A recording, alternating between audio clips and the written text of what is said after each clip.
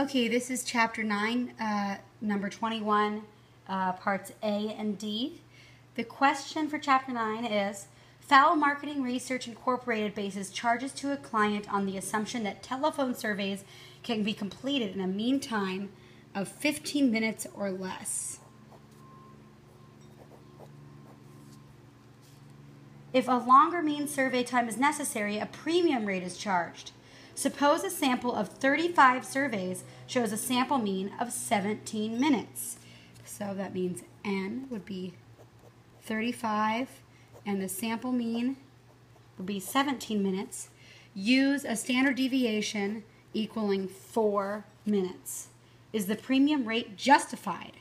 Now A is the first step in figuring out whether this works. We have to develop an HO and an HA, or a null hypothesis and an alternate hypothesis. So the null hypothesis, which is the original claim by the authority, is that the mean, is equal or less than 15 minutes. So that means the alternate hypothesis that we would try and disprove the hypothesis is that the mean is over 15 minutes because research said that it was at 17 minutes. So D, it says if alpha equals 0.01, what is your conclusion? So basically, I specified alpha, that's step number 2. Step number 3 is to compute this test statistic. So to compute this test statistic, this will help with an illustration, although I don't really use it. We have the mean, which is 15, and we have the sample mean, which is 17, and we have to basically find the z-score. So in order to find the z-score for this, z equals the sample mean minus the mean over the standard deviation over the square root of the number. So that would translate, into z equals 17 minus 15 over 4 divided the square root of 35. So z ends up equaling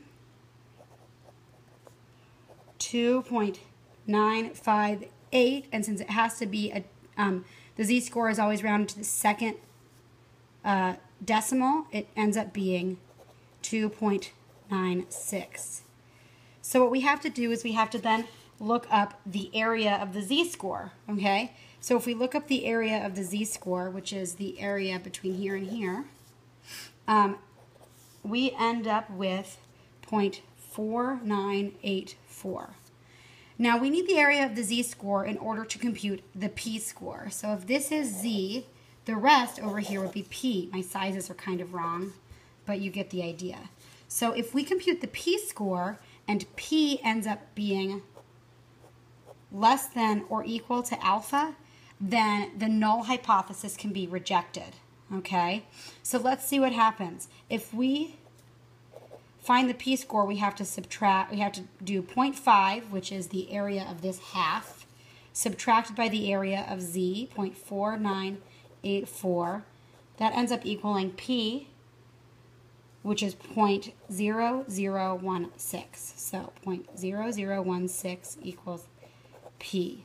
So alpha equals 0.01. So p is less than alpha because 0.0016 is less than 0.01. Therefore, the null hypothesis can be rejected. So that means the question was, is the premium rate justified? It isn't. The premium rate, which states that the mean is less than or equal to 15 minutes, is incorrect. All right.